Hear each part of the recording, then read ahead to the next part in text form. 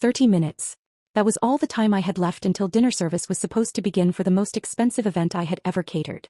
The air inside the private estate in Aspen was thick with tension and the smell of expensive perfume mixed with the faint, metallic scent of panic. Outside, the Colorado winter was raging 10 degrees below zero, but inside I was sweating in my chef's whites. My sister, Chantel, stood in the doorway of the kitchen, her designer wedding dress taking up half the space. She wasn't smiling. She looked frantic, her eyes wide and wild. She threw something at my feet. It landed with a wet thud. I looked down. It was a toilet brush. A dirty used toilet brush. "What is this?" I asked, my voice calm despite the pounding in my chest. "The cleaning crew didn't show up," Chantel snapped. "I fired them yesterday to save money, okay? I thought we could handle it ourselves. But now the VIP toilet is clogged and overflowing. It's disgusting. You need to fix it."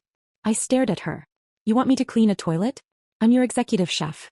I'm about to serve $38,000 worth of Wagyu beef." "I don't care about the beef right now," she screamed. "I care about my guests seeing sewage water in the hallway. Just do it, Kendra. Your family. Stop being difficult." My parents, Dennis and Brenda, were standing right behind her. They didn't look shocked. They didn't look embarrassed. They looked impatient. "Just help your sister," my mother said, waving a hand dismissively. "Don't ruin her day over a little mess. You're used to getting your hands dirty." I looked at the brush on the floor. Then I looked at my family. And in that moment something inside me shifted. It wasn't anger. It was clarity. Cold, absolute clarity. I bent down and picked up the brush. "Before I tell you exactly how that toilet brush destroyed a $100,000 wedding in less than 20 minutes, drop a comment telling me, what is the most disrespectful thing a family member has ever asked you to do for free?" My name is Sydney and I am 28 years old. 2 weeks before my wedding, I received a call from my venue coordinator. She sounded embarrassed, like she was trying to deliver bad news without actually saying the words. She told me my final deposit had been declined. I stood in my kitchen holding my phone away from my ear, staring at the screen. Declined. That wasn't possible. I had saved $85,000. Every overtime shift, every skipped vacation, every corner cut for 6 years.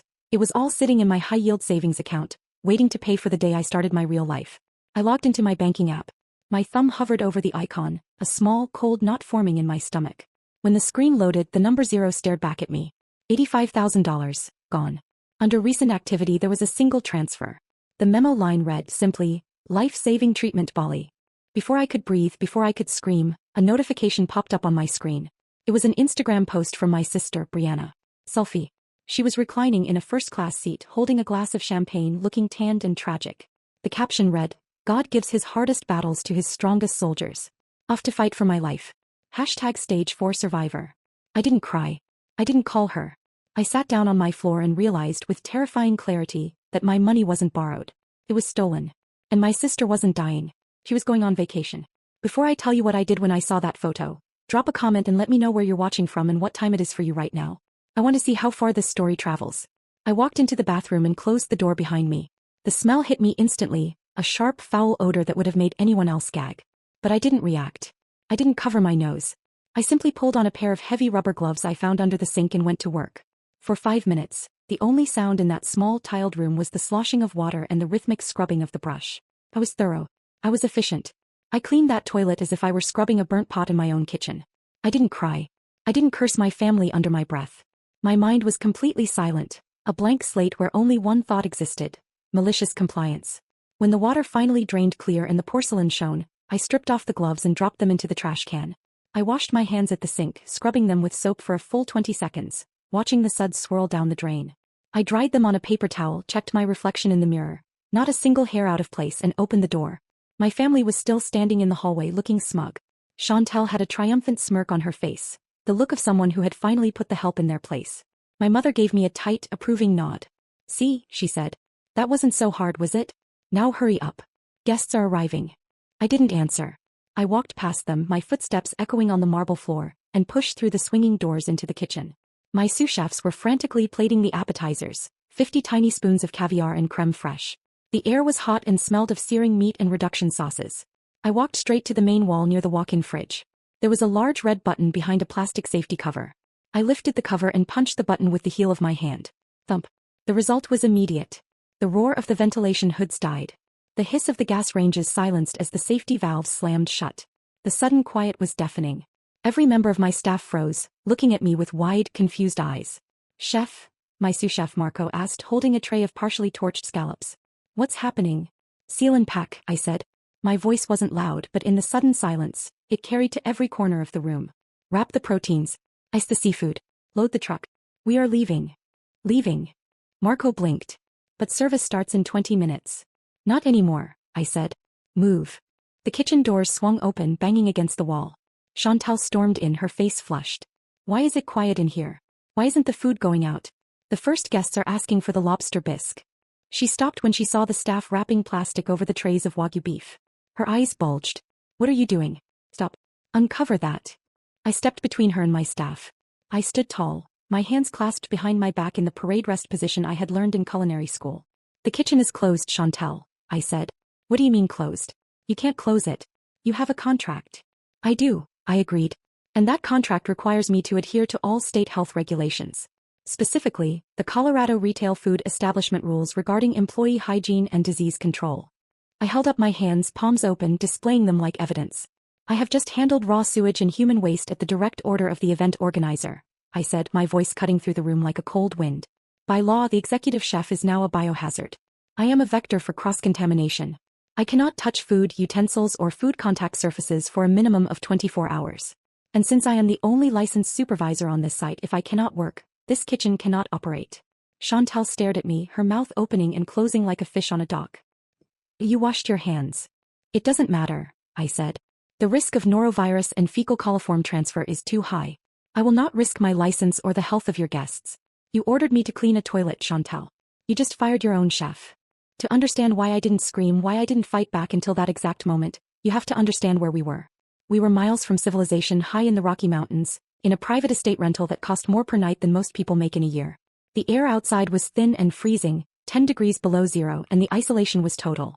There was no cell service unless you stood by the specific booster in the library, and the nearest town was a 40-minute drive down a treacherous, icy road. I had arrived 48 hours earlier, driving my massive mobile kitchen truck up that winding pass myself. I brought $32,000 worth of inventory with me. A5 Wagyu beef flown in from Japan, live king crabs from Alaska, truffles that cost more per ounce than gold. I had prepped for weeks. This wasn't just a wedding, it was a showcase.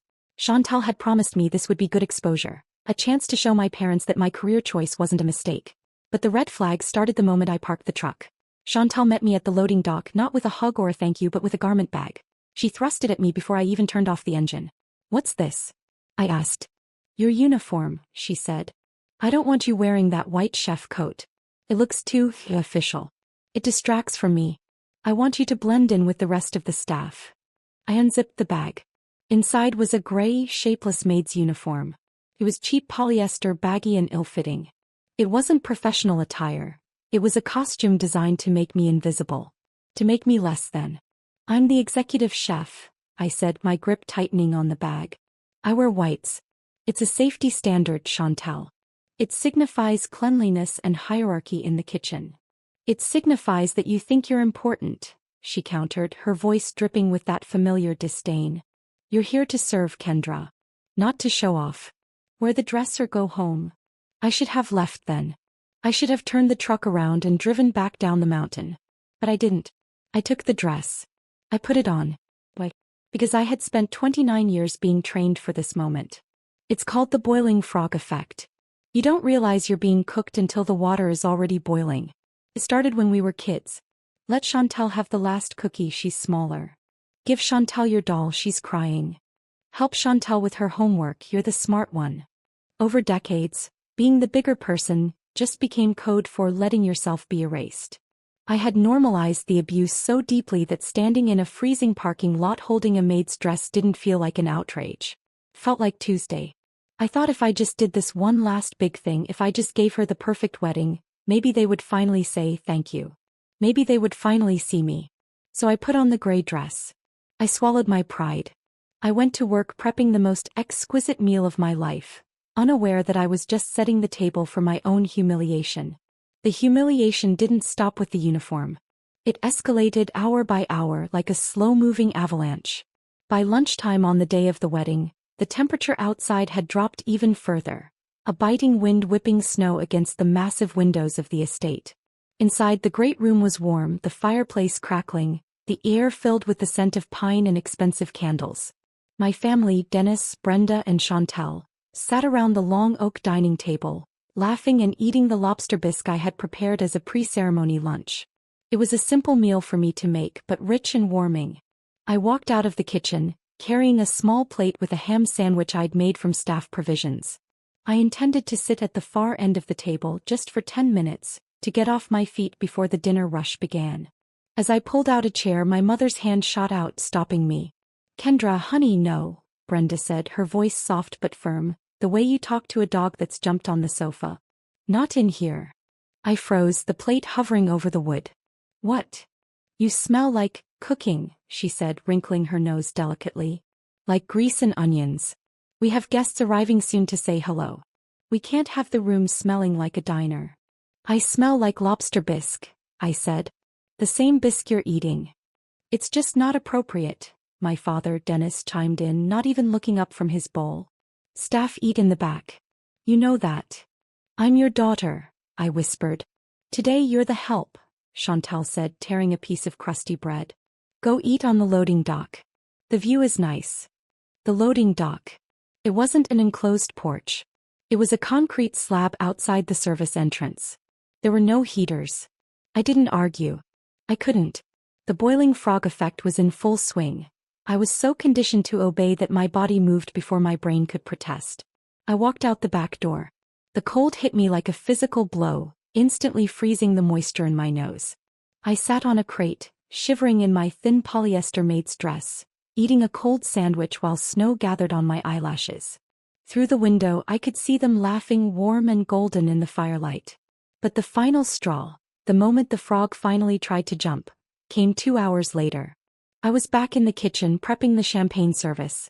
A crate of vintage Dom Perignon had a stuck lid. The wood was warped and swollen from the altitude. Chantal breezed in, already half drunk on mimosas, looking for a bottle to pop for a photo op. "It's stuck," I told her. "I need to find the pry bar." "We don't have time for that," she snapped. She scanned the counter and her eyes landed on my knife roll. It was open. Lying there was my jito, a hand-forged Japanese chef's knife. It was my most prized possession, a gift I had bought myself after my first year as an executive chef. It cost $2,000. The steel was harder than diamond but brittle if misused. It was an extension of my arm. "Don't," I said, stepping forward. "Chantal, do not touch that." She grabbed the handle. Before I could reach her, she jammed the delicate razor-thin tip of the blade into the wood of the crate and twisted. Thump. The sound was sickeningly loud, like a bone breaking. The tip of the knife, about an inch of master-crafted steel, flew across the room. Chantal held the handle, looking at the jagged, ruined edge. I stopped breathing. That knife was my career. It was the only thing in my life that was purely mine, respected and cared for. Chantal tossed the broken knife onto the stainless steel table.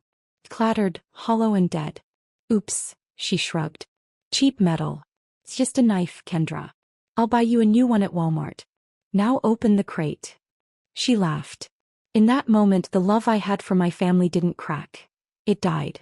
I looked at the snapped blade and understood they would break everything I was until nothing remained but something they could use. 2 hours later, when she threw a toilet brush at me, I wasn't cleaning to help her. I was cleaning to end her. My father blocked the exit as my team rolled the food out. "Nobody's leaving," he roared. "I'll ruin you." I stepped forward and pulled the contract from my pocket. "I'm not walking out," I said calmly. "I'm enforcing it." I read Clause 4.2 aloud, health violations void service while retaining payment, then cited state law prohibiting food prep after exposure to sewage. "You ordered me to clean it," I said to Chantal. "You can't have a maid and a chef in the same body." Dennis had no answer. I told my team to load up. As they did, I spotted an invoice in the trash. A $30,000 helicopter charter, paid yesterday from the catering budget. She had stolen my money for a TikTok stunt. When I confronted her, the fear finally showed. "I was going to pay you back," she pleaded. "You're rich." "It wasn't yours," I said. "And I don't let thieves rob me. Not even family." I locked the truck. Outside, guests were being seated for a feast that no longer existed. Chantal chased the truck through the snow, screaming, offering jewelry, begging. "I have standards," I told her through the cracked window. "My father shouted that I was dead to them." "That's the plan," I replied. I drove away and delivered the untouched food to a community shelter instead. Later I learned the wedding collapsed. The groom saw the helicopter invoice and annulled the marriage the next day. In the shelter parking lot, I held the broken knife in my hand.